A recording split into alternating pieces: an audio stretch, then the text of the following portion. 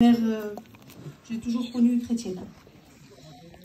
Et comme une fille, j'étais proche de ma mère, donc j'allais à la réunion avec elle. C'est elle qui m'a appris à prier quand j'étais enfant. Donc j'ai grandi comme ça. Et tout au fil de ma jeune vie, je me suis créé une intimité avec le Seigneur parce que j'aimais Dieu. J'aimais la parole de Dieu, je me sentais bien, j'aimais. Je savais que j'étais faite pour ça. Au fond de mon cœur, c'était au fond de moi, c'était comme ça. Quand je rentrais chez moi, le soir, j'avais mon petit moment avec le Seigneur, c'était comme ça. Et les années, ils ont passé. Et quand on ne prend pas position avec le Seigneur, eh bien, c'est les angoisses qui arrivent.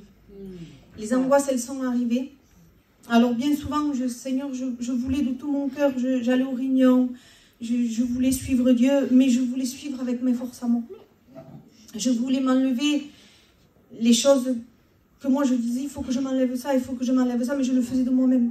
Je n'attendais pas que ce soit le Seigneur, c'était moi. Donc ça ne tenait pas, c'était un fardeau. Et donc j'y arrivais pas. Je disais, j'y arrive pas, je laisse tomber. Et ces angoisses, elles ont grandi. Je me suis mariée, j'ai fondé un foyer et ça n'a pas été mieux. Les angoisses, elles étaient toujours là et de plus en plus grandes. À un point que, avec le respect que je vous dois, je ne pouvais plus dormir. Je me réveillais la nuit en sursaut. J'étais obligée de prier la nuit, tellement que j'en pouvais plus. Et un jour, j'ai dit, Seigneur, ça suffit. Vous savez, comme quand on aime une personne et qu'on est séparé, on ne peut pas vivre ça. C'est pas possible. Alors je disais, Seigneur, je suis malheureuse sans toi, je ne peux pas rester sans toi. Je vais te donner mon cœur et toi tu feras le reste. Amen. Mais moi de moi-même, j'ai dit, Seigneur, je ne ferai plus rien. Amen. Tu le feras toi. Et j'ai commencé à suivre comme ça chez moi, sans m'en rendre compte, ce que moi je croyais important. Le Seigneur l'a mis de côté, il a travaillé à l'essentiel. Il m'a enlevé ses angoisses, je ne m'en suis même pas aperçue. Amen. Je dormais la nuit, je me disais, Seigneur, qu'est-ce que j'ai? Je vivais une paix, pas possible. Amen. Et petit à petit, le Seigneur a fait son travail dans mon cœur, jusqu'au jour où j'étais en train de faire le ménage et le Seigneur me disait, trouve-toi une église maintenant. Amen. Et je suis venue là, Amen. Avec la grâce de Dieu, on m'a baptisée. Et je le dis parce que ça fait partie de mon témoignage pour que vous compreniez à quel point quand le Seigneur il fait quelque chose, il ne le fait pas à moitié. Je n'étais pas encore baptisée, je suivais le Seigneur.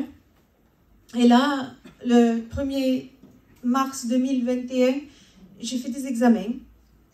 Et les résultats de ces examens, ils étaient très mauvais. On m'a annoncé que j'avais la mauvaise maladie, mais que j'en avais beaucoup. Et le professeur m'a dit, vous êtes envahi. Mais moi, 15 jours avant, bien 15 jours, 3 semaines avant, le Seigneur m'avertissait. Et il me disait, ne crains pas, je suis avec toi, je te garderai, Amen. Je te guérirai. Si je vous dis que chaque jour, si un jour il ne le disait pas, ben c'était le lendemain qu'il le disait. Par n'importe quel moyen, mais il me disait, ne crains pas, je suis avec toi, Amen. Je te garderai, je te guérirai. Je disais, Seigneur, je viens folle, je m'imagine des choses. Et finalement, c'était ça. Et quand ce professeur m'a dit ça, ben, je le savais. J'avais une paix dans moi, que elle ne se dit pas, elle se vit. C'était merveilleux. J'ai passé par une grosse opération, j'ai passé par les traitements. Il ne m'a jamais abandonnée. Jamais. Il y a eu des mauvais moments, je ne le cache pas, c'est vrai. Il y a eu des moments où l'ennemi est venu me chuchoter à l'oreille que j'allais laisser mes enfants. Qui va s'occuper de tes enfants? Tu vas mourir. Tu vas souffrir. J'ai souffert, c'est vrai. Mais je suis encore là. Amen. Parce que c'est Dieu. Ma vie, elle était entre ses mains.